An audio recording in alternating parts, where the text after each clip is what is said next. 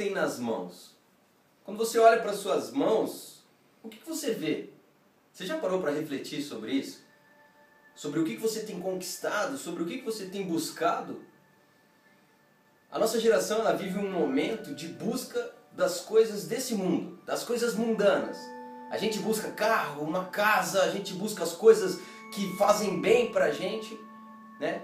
A gente ouve as músicas que nos ensinam isso, como por exemplo tem aquela música A Minha Vitória Tem Sabor de Mel. E quem não me ajudou vai ficar na plateia. Ficar na plateia como? Que exemplo de amor cristão é esse? Teu inimigo fica na plateia? Foi isso que Jesus passou pra gente? Não consigo entender. E na contramão disso, a gente tem Fanny Crosby. Fanny Crosby, se você não conhece, é uma mulher que nasceu em 1820. E ela era cega, e por ser cega, ela ouvia muitas e muitas coisas dos amigos dela. Do tipo, Fanny, que pena de você, né? Você não consegue enxergar o céu, a árvore, o sol, as coisas que Deus fez? Tadinha de você. E aí um dia um homem falou para ela assim, Fanny, você tem muita desvantagem sobre quem consegue enxergar, né? Ela disse, não, desvantagem não. Pelo contrário, eu tenho muita vantagem. Ué, mas como assim vantagem, Fanny? Você pirou? Aí ela disse, eu tenho muita vantagem, sabe por quê? Você já parou para pensar qual vai ser a primeira face que eu vou ver? A primeira face que eu vou ver será a face de Deus. Fanny Crosby tinha um clamor constante, que ela dizia o seguinte, Pai, finca nos meus olhos a eternidade. Ela buscava as coisas que duravam para sempre, não as coisas que são pro aqui e pro agora. Ela não pedia para Deus assim, Deus, eu quero enxergar o céu e o sol, porque isso passa. Mas ela queria ver as coisas que durariam para sempre. E os discípulos também eram pessoas que se preocupavam com o aqui e com o agora, apesar de andarem com Jesus. Se você pegar a passagem de Mateus, quando o jovem rico vem falar com Jesus, ele chega para Jesus e fala assim, ó meu bom mestre, o que eu vou fazer para ter a vida eterna? Aí Jesus fala assim, cara, primeiro, por que você está me chamando de bom? Só tem um bom que é Deus. E outra, você conhece os mandamentos? Se você conhece, você vai e cumpre.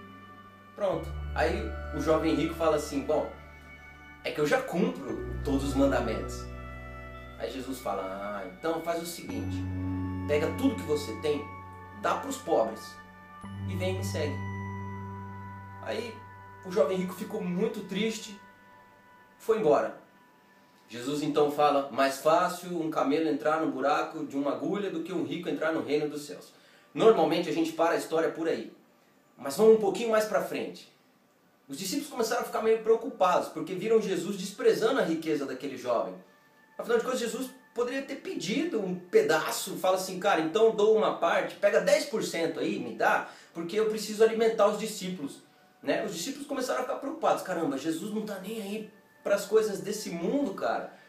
Aí Pedro, né, vai lá, toma a palavra, fala assim, ô Jesus, vem cá, cara. Eu vi aí que você desprezou essa riqueza, né? Você não estava nem aí para o que o cara tinha. Mas a gente abandonou tudo para trás. A gente abandonou tudo. O que a gente vai receber?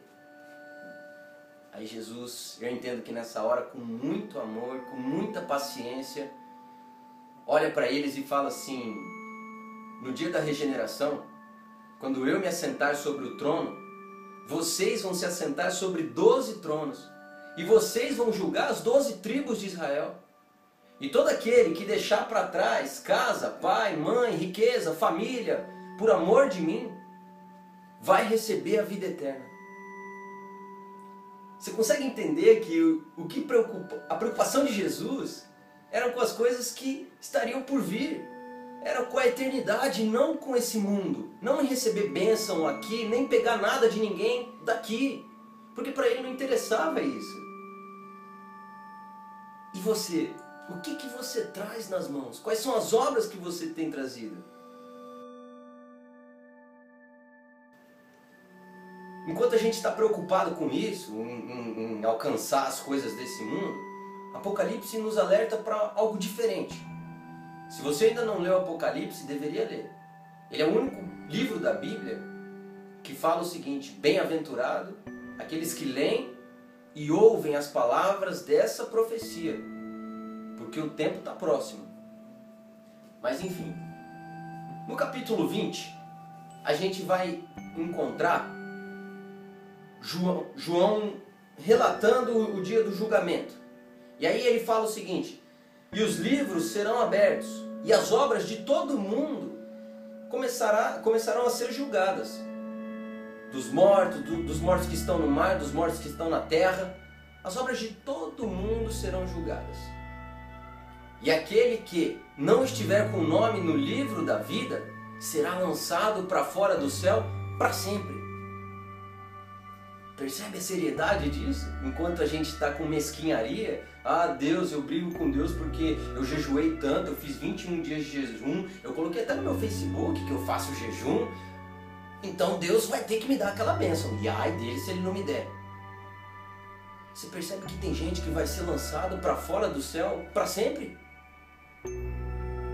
E aí, vamos voltar para Coríntios, no livro de Coríntios, quando Paulo está escrevendo uma carta aos Coríntios, ele fala assim: olha, nós somos cooperadores de Deus. E todas as nossas obras, elas serão testadas no fogo. E aí ele descreve duas categorias de obras. A gente pode ter as obras como a madeira, a palha e o feno, que se você colocar no fogo, elas vão se queimar e vão deixar de ser o que era antes, não vão mais existir. Ou então, as nossas obras podem ser como as pedras preciosas, como o ouro, como a prata, que vão ser postas ao fogo, mas vão continuar sendo a mesma coisa, elas vão derreter, mas vão continuar sendo o ouro, sendo a prata, sendo uma pedra preciosa. Qual é o tipo de obra que tem nas tuas mãos?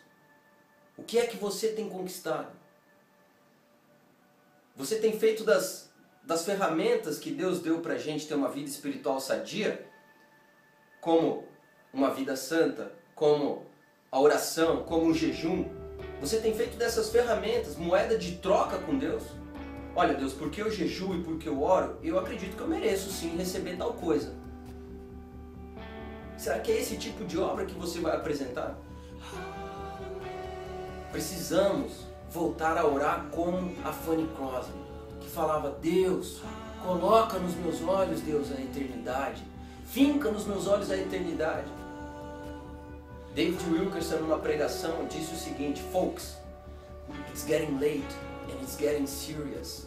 Que significa: camarada, tá ficando tarde e tá ficando sério. Qual é o tipo de obra que você tem nas mãos?